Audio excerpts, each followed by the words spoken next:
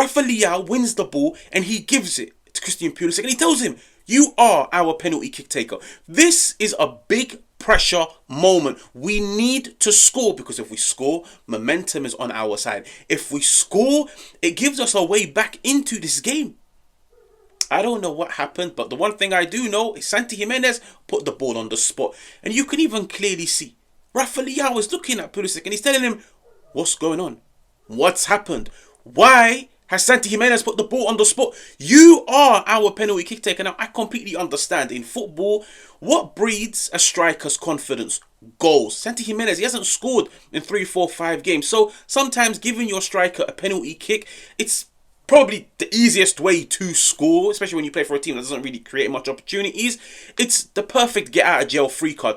But listen, I turn around and tell myself, if Milan were winning 2-0 up, 3-0 up, 4-0 up, give the kick to Sani Gimenez. Whether he scores or misses, Milan are in comfortable hands. Milan needed to score this penalty, and for me, it was criminal. I feel like it was criminal on Sani Gimenez to miss because the strike, it lacked any confidence. It lacked any conviction. It lacked accuracy. But I'm looking at Christian Pulisic and I'm telling myself, step up. Own the moment. Take initiative. You know you are the designated penalty kick taker. I understand you're trying to be a good teammate. I understand you're trying to be a nice guy. I understand you're looking out for your strike partner. But in this situation, in those game dynamics, you need to step up because you are the penalty kick taker for a reason. Sani Gimenez misses and you can see Rafa Leao is looking at Pulisic and he's telling him, why? Why didn't you take this? Why didn't you take the penalty kick? And for me, that just summarizes, that's just the prime embodiment of Milan's entire season. Nobody wants to step up. Nobody wants to take ownership. Nobody wants to be the man to drag this team out of the mud. It's disappointing because as wild as it may sound, and there's a reason why the title of the video is, we were set up to fail. When it comes to Sérgio Conceição, listen, everybody knows there's a Coppa Italia game coming up, but everybody knows in the Serie A, what is his assignment? What is his mission? If he wants to have any leverage going into the summer and looking at Cardinale, looking at Ibrahimovic and telling them, listen, give me another crack. Give me another season. Do you know what he needs on his side? Champions League football. For him to turn around and tell them, listen, the ship was sinking. Players were unhappy. Lack of recruitment. Recruitment that came at the wrong time. Poor recruitment, all of these factors, but I still got Milan top 4. If you continue to pick the wrong starting 11, this team wouldn't even get Europa League, and I promise you, when it comes to managers, I feel like there's so many things that we can judge them on.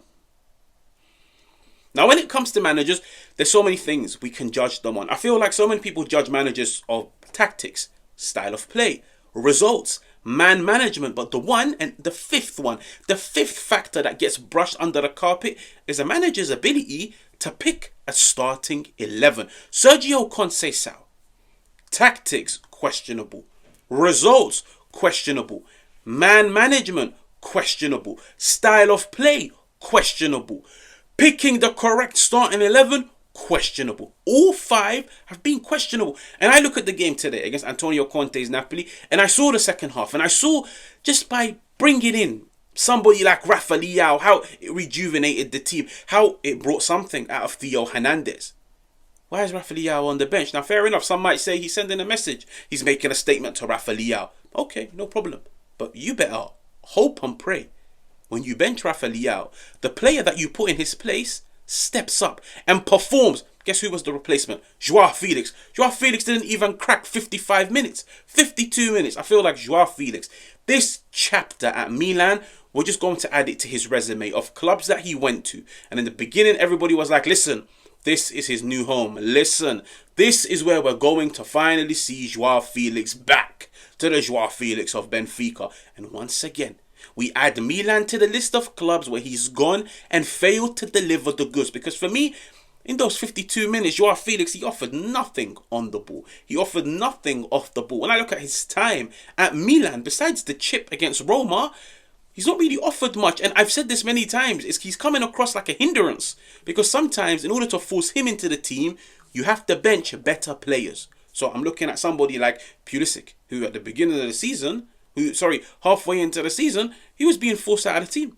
he was the first player to be substituted. Then I'm looking at somebody like Reinders, who is being forced to play deeper to accommodate a Joao Felix. And today, you could see Rafa Leao. He was put on the bench for Joao Felix. What about Soto, who was signed in January? He's only had one start, and he done better than Joao Felix. So, when it comes to Sérgio Conceição, his inability to pick a starting 11 is holding back this team on top of all of the other things, the style of play, the tactics. When you watch Milan, it's chaotic. Like, that's the best way to put it. It's literally chaotic. It's the 4-4-2. The two strikers don't complement one another.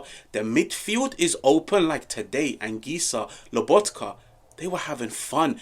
And then when you look at the goals, like, for them to concede in a big game in the first 2 minutes, like, you look at the goal. Napoli, they just play out of the back. They get the ball to Di Lorenzo. Di Lorenzo, zero pressure applied whatsoever. There was no press from when Napoli were playing out of the back. They get the ball to Di Lorenzo. He just launches it into the space. Somebody explained to me how Politano receives the ball in this area and he's surrounded by 3 Milan defenders. And for some reason, he gets the space and he gets a shot on goal. Theo Hernandez jogging back. Pavlovic not committing. Like, it's a criminal goal to concede. Conceding early, it kills all momentum. It kills every player's confidence when you concede in the first 2 minutes. Then you look at the second goal. Fair enough, in my opinion, I feel like Lukaku was offside in build-up. But once again, don't look at the ball, look at the man. Track the opposition players. Don't leave them in space. Lukaku, he's a predator. He's a box predator. Get him the ball in those areas, he tends to score. You could see, look at all the Milan players. They're just looking at the ball. They're looking at the ball. Look at Lukaku. Where is he? And I'm sat telling myself, if maybe somebody like a Joao Felix, who's played on the left-hand side, had tracked back, Theo Hernandez would have been able to tuck inside and get onto Lukaku. But even then, for me, that goal is very, very, very questionable, because I look at Lukaku and I say he was offside in build-up, and the fact that it gave him an advantage because he was in that position in the first place. But still, the point remains. How many times have I seen Milan this season where the players, they're ball watching, but they're not man watching? Occupy the zones. Occupy the zones where the opposition can score from. What? Napoli went on the attack. There's only really one passing option to Billy Gilmour on the ball. Literally, there's only one pass he can make, and it's to Lukaku. And for some reason, that pass takes 4 or 5 Milan players out of the game. It's disappointing, I'll be honest with you guys. This team, it's sinking once again. This team, the best players are not shining.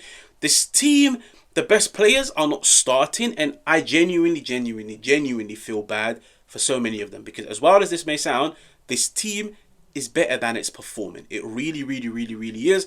And I'll be honest with you guys. I'm looking at the teams in and around Milan. Roma, they won this week. Bologna, they won this week. Fiorentina, they won this week. Juventus, they won this week. Milan, the ship is sinking at the worst part of the season. Yeah, business end of the season is where you want the ship to be heading in the right direction. This ship is sinking. Players are jumping off the ship. It's wild. This team, for me, if they get Europa League, I would be shocked. I would be shocked if Milan get Europa League. I'll probably look at these players and tell them, listen, top 4 is done. Europa League is done. Just try and win another trophy. To turn around and say this catastrophic season ended in 2 domestic trophies, I feel like it will put half a smile on Milan fans' faces, because it's just been a poor campaign. It really has. It's done a lot of damage to the squad. It's done a lot of damage to the fans. Every single person deserves to be questioned. Every single person deserves to be questioned. Milan, they might as well just use from now up until the end of the season to plan for next season. So when the January transfer window opens, they know their targets. They know how much they'll cost. They know whether or not they will start. They know which players they're keeping, which players they're letting go, which managers they want to focus 1-2 months on trying to persuade to come to the club. Just use this season to plan for next season. Because the one thing that was crystal clear is Milan, they failed to prepare for this season. And there's a reason why they failed. Now, if you're new, make sure to subscribe. Make sure to hit the like button. Make sure to let me know what you think in the comments. And I will catch you guys on another one.